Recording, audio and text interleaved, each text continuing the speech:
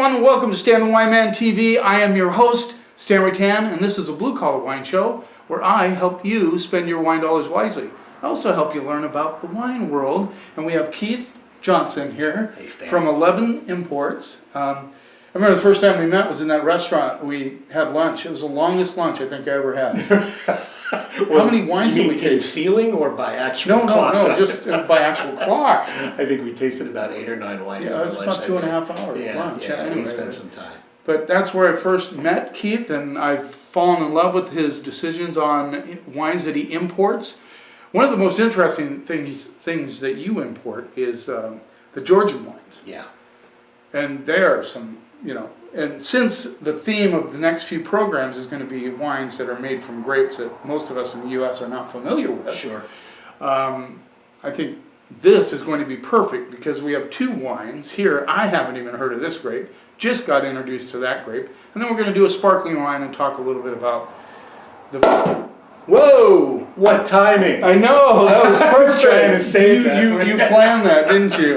You have a little trigger down here. Yeah. So Keith, I know we don't want to dig deep into your past, but I know there was a tragedy in your life, and then your things changed around. And what inspired you to get involved in importing wines? Well, interestingly, one of the things that probably triggered me more than anything else was some time that I had gotten to spend with Michael Jackson, the beer writer, the Yorkshireman. Oh yeah, the world famous beer writer who wrote the World Guide to Beer. He's also written books on whiskey. Fantastic educator.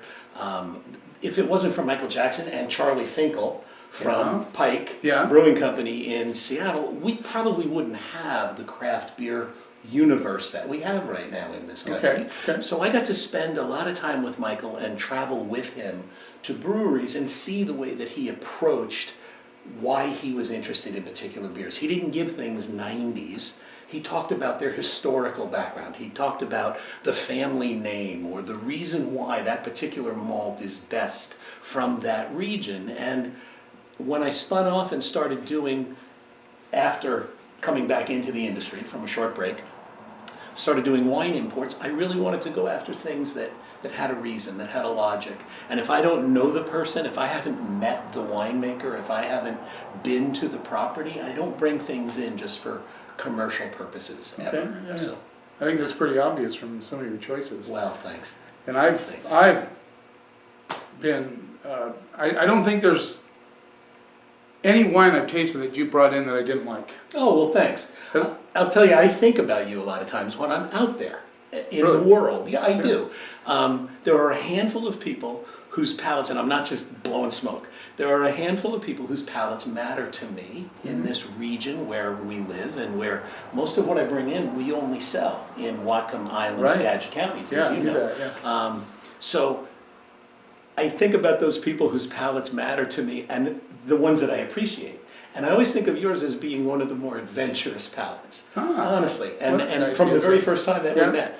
And so sometimes when I'm out there, and my wife Kim will be with me, and we'll be tasting things, and I'll say that this is a Stan item, or she'll say, I bet Stan could do something with this. So we often, even when we're thousands of miles away, man, that's very cool. Your name will come up over dinner as to something that awesome. maybe you would appreciate. I bet the Como Luna was one of them. It was. In fact, it absolutely was.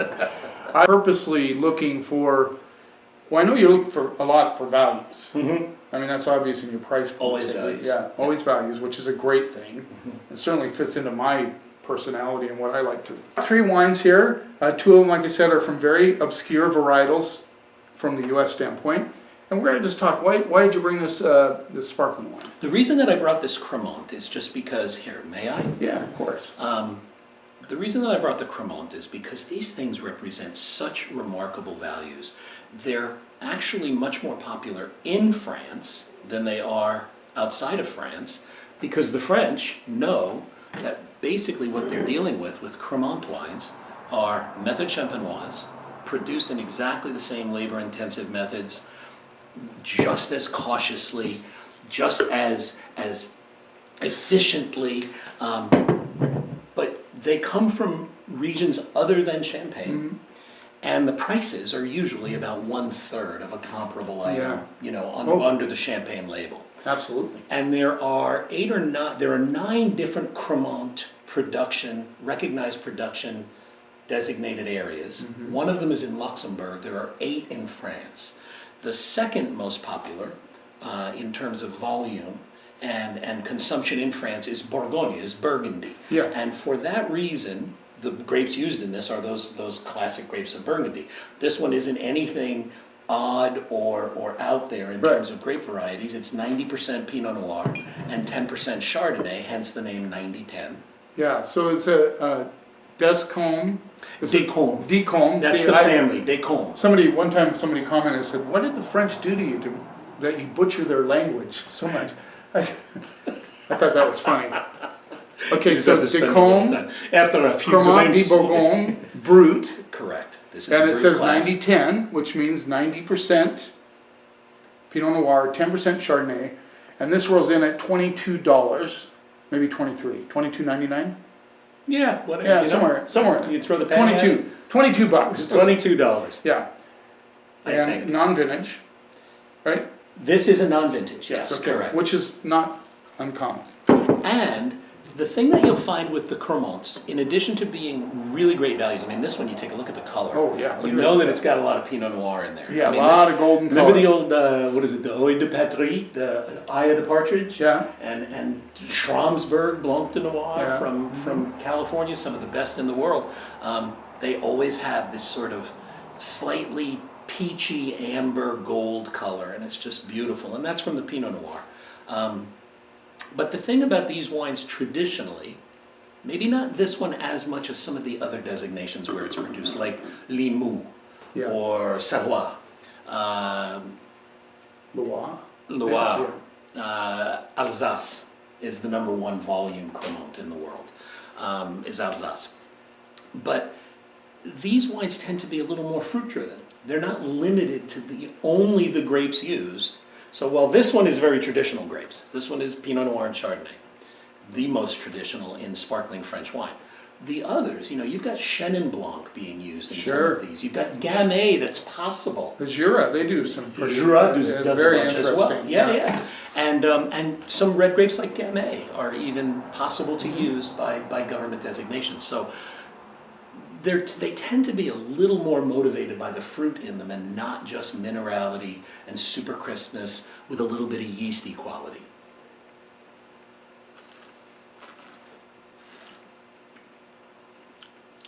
Yeah, I mean, you have that kind of nuttiness to it a little bit. Good call. I'm getting a little pear, which is interesting. There's stone fruit in this too, like maybe a little bit of peach, but Yeah. pear and apple is most common what people will pick up in this. And that's even from Pinot and Chardonnay. I mean, well, Chardonnay can throw a lot of apples depending on how it's, produced. Absolutely. But this one isn't as much green apple as it is No. just sort of... It has a richness to it, but it's still dry. Yes. So a lot of people like real linear champagnes with a lot of acid to them, but a lot of people don't. I think Veuve changed their style to more of that. It used to be more Yes. yeasty kind Yes. of brioche sort of thing going on, bread dough. Yep. Now they've changed. Yes. And it's really strange. I reviewed it a couple of years ago and I go, wow, this isn't the Veuve I remember. Yeah. So, Which do you prefer?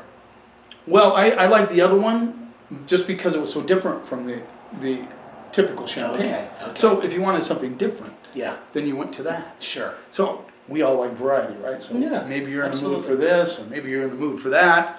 So you buy it for the mood you're in. And I'm going, wait a minute, now I'm going to have to find another one that has that kind of toasty, bread doughy thing. And what you say there, and and that is that we like variety. I feel the same way. Even I can't fill every niche that everybody wants in terms of what they Sure. drink. I feel this way about cava.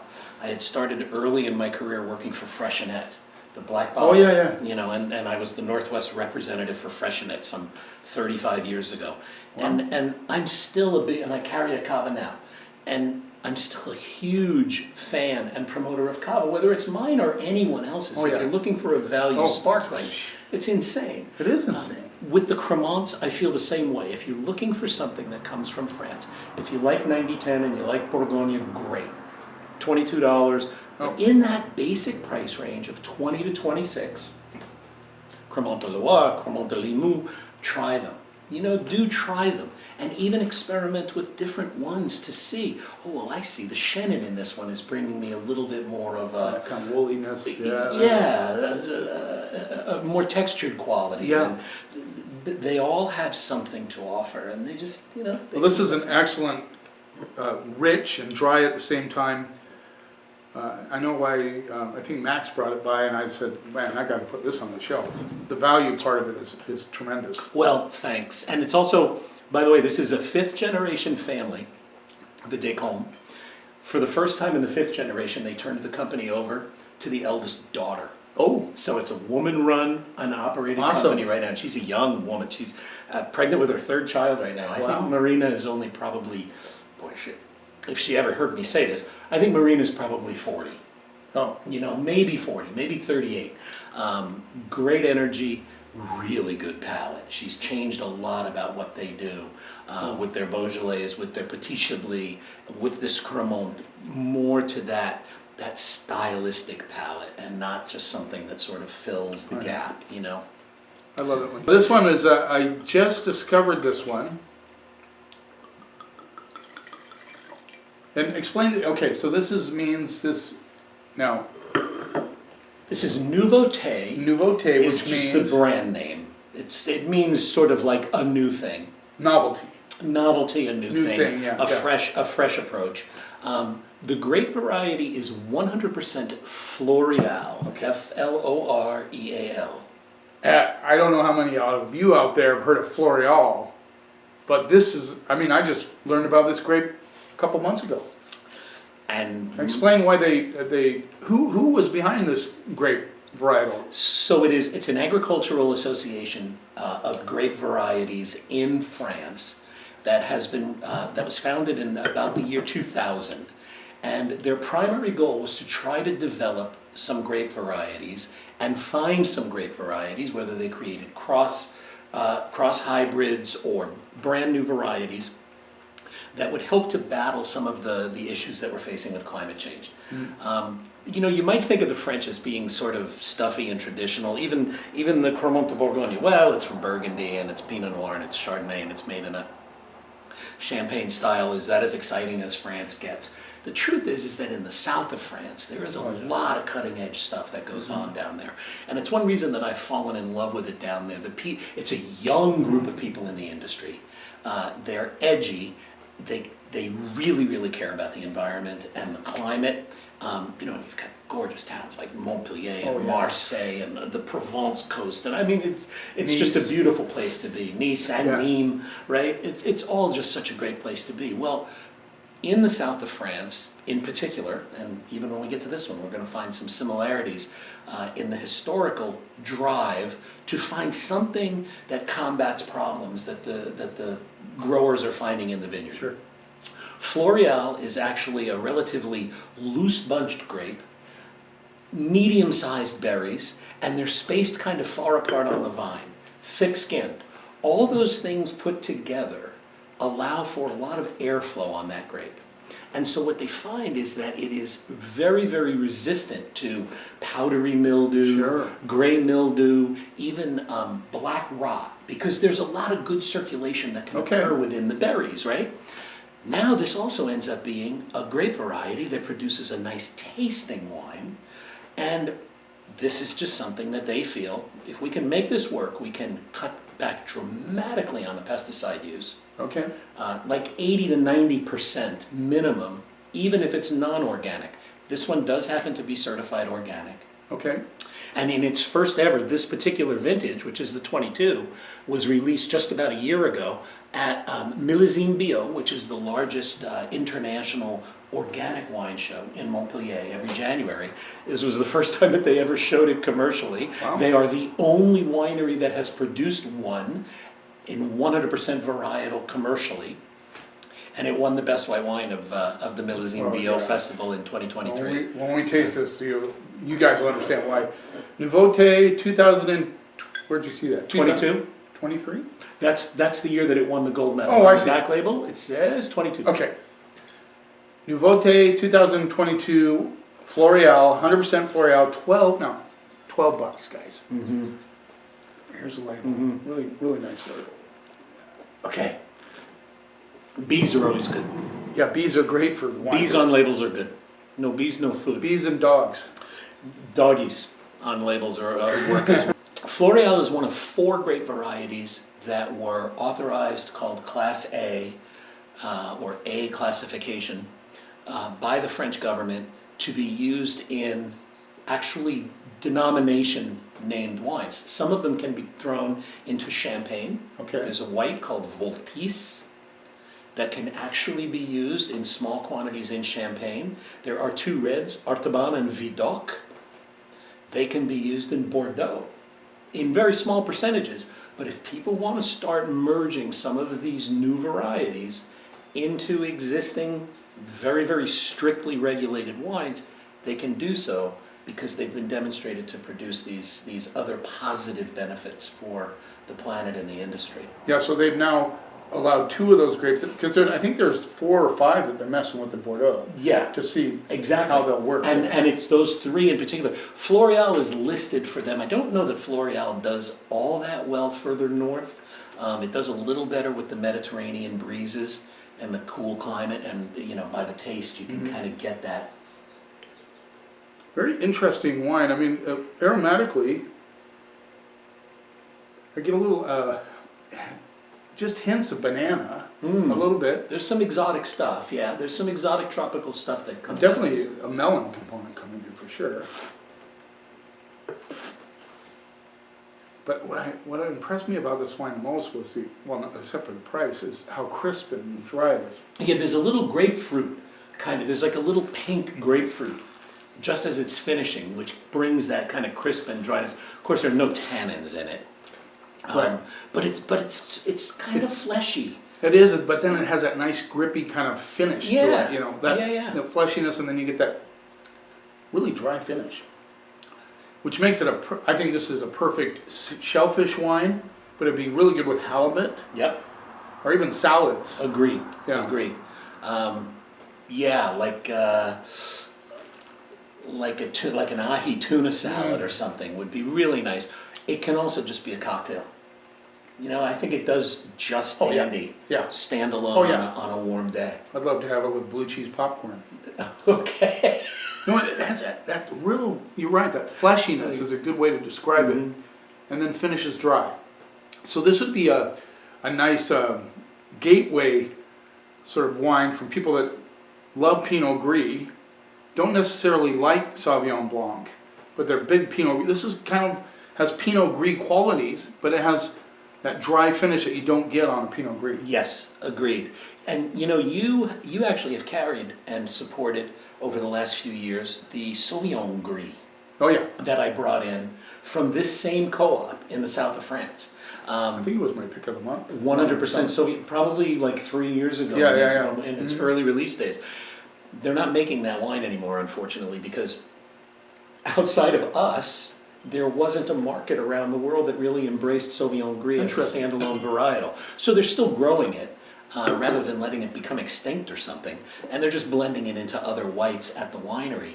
But this kind of fills that same slot, Oh I yeah, think.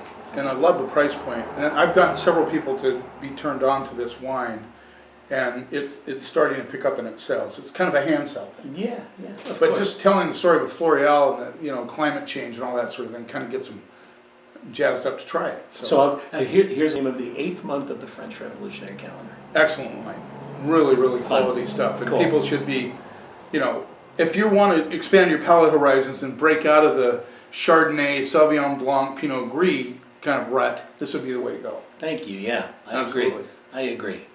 Now you Lastly- brought this very cool wine. So this ain't even here yet, my friend. It's on the water. It's going to be on the water in about 2 weeks. We should have it in about 6 weeks. It'll be the Dog. first time it's ever been brought into the U.S. It's And relatively new even for them. Where's the producer? The producer is Maison Raymond, Okay. and they are kind of just outside of, near Carcassonne, Cité de Carcassonne, La Tannerie, the red wine Yes, that you've yeah, carried yeah. for so many years of Yeah. mine. From Cité de Carcassonne, this isn't too far away. And this is a 50-50 blend. This is a sample that was shipped to me just a few days ago in advance of... 50%, it doesn't say that on the label. But it will, it has It will, to. okay, what is it, 50%? It is 50%. Oh, that's right, right here. 50% Carignan, Carignan, and a grape that I've never heard of until today, Caladoc. Caladoc. And what does Delabos mean? De la Bosse. De la Bosse. That's kind of the name of this little region. Okay. The Bosse. Okay. This is this big hiking area. It's low hillsides, but there are a lot of real Great place to go. outdoor. Oh man, it's a great place And you to said go. the price point was? This will be about 12 too. 12 too? Yeah, it might be 13, but we're shooting So, for 12. Here's the label, if you can see it, and then there's a hiking trail right there that he's talking about. So, we're gonna try Feel it. free, please. Yeah.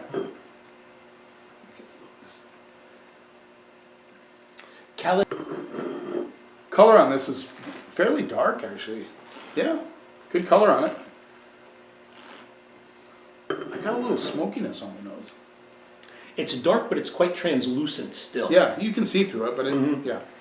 Both of these grapes. So Caladoc. Let's talk Caladoc. Yes, please. I'll tell you what it is.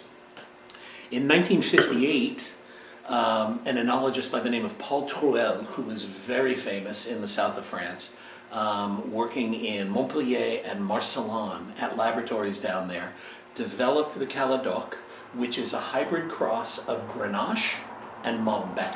Okay. The goal was to try to create a prolific and juicy, yummy red wine grape that was resistant to, back in those days, they didn't think about climate change issues. They weren't as much thinking about drought and molds and mildews. It was resistant to collure, which is shatter.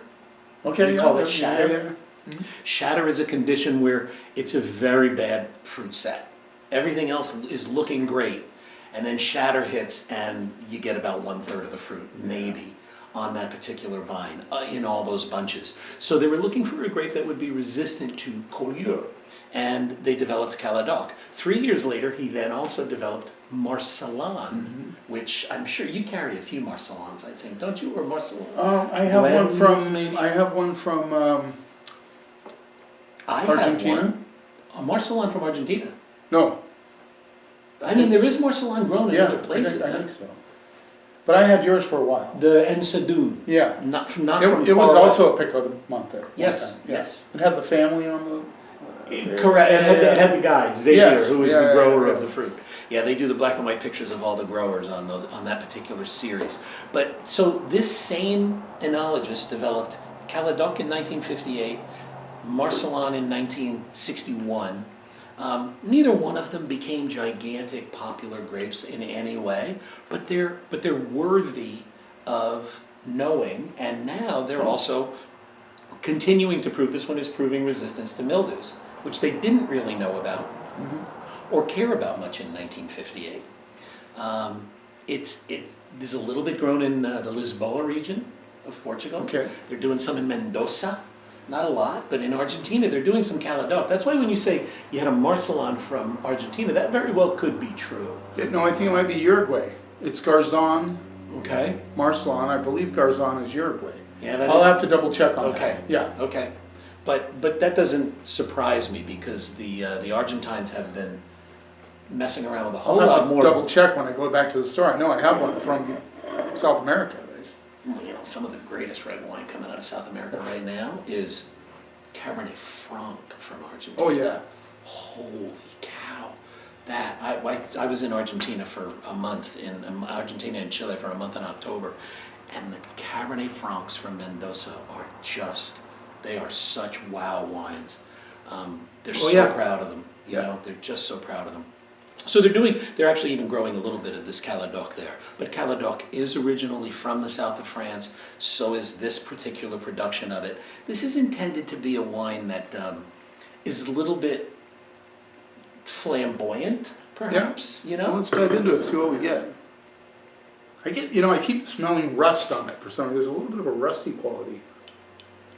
Not Barbaresco or Barbera rusty, but Yeah, neither of those would be a negative, that's for sure. no. A lot of cherry. Yes. Yes. And there's a floral component coming off of it too. Like there's some sort of flower. It had purple flower almost, like a red or purple flower. and some spice. Yeah, I'm excited to try this. I love the color.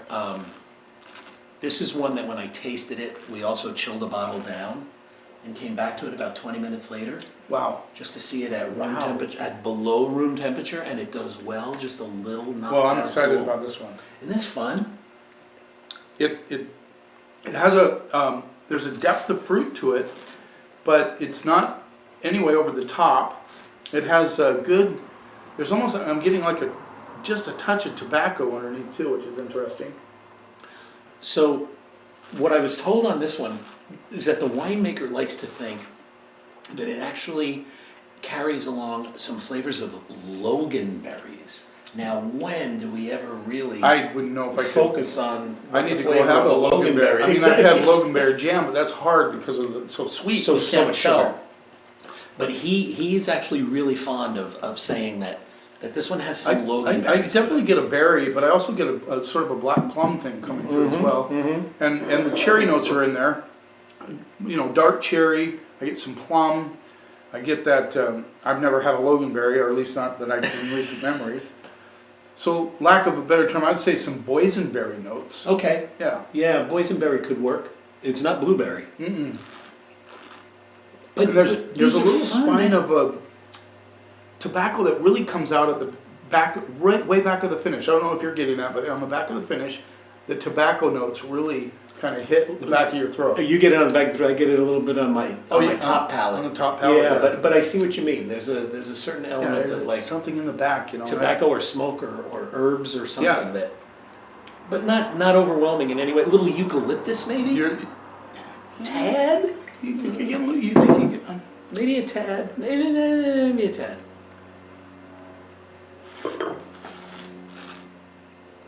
My oh my, that's going to make our job so interesting. I mean, you're a lot like me that way. We're looking for gems. Yes. We're not looking for mass-produced. You know, there's some things that are obviously going to sell just because you know it. You know, you could stack butter Chardonnay all day and people are just going to buy Right. a crap ton of it. But Yeah. to find those little gems like this is what makes the wine world so exciting. It is. And Agreed. you're a good treasure hunter, which helps me out a lot. And you amongst other people, like the guy that brought in the Old Treme Sussman Yellow. He came in the store. Oh yeah. He said, I love Susu. We sold more of that his wine than the whole country combined. No kidding. Kings. Wow.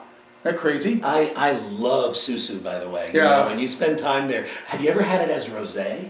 No. Oh, it makes a wonderful Well, rosé as well. I'll So have to try it. yeah, no, I'm a Susu fan. Good for you. Yeah. That's a feather in your cap. Great stuff. Yeah. Great stuff. Well, Keith, I know we could probably go a couple hours. You and I always can. Oh yeah, man. absolutely. But thank you so much We for always being can, on the Stan. program. It's a pleasure. Looking forward to this afternoon. We have a trade tasting. Likewise. And that's one of the reasons you're on the island, Yes, and it I'm going is. to be there Okay. and taste some more of your Well, wines. I'll see you in a couple of hours then. All right. All right, my man. Thank you so much. Thanks, Stan. Thank you, guys. Don't forget to subscribe to my channel if you want to see what's coming up and have great interviews with people like Keith. Who comes with blue collars, by the way. Oh, yeah. I didn't realize when you said that earlier. That, I have on a blue collar today. You keep watching, and I'll keep helping you spend your wine dollars wisely.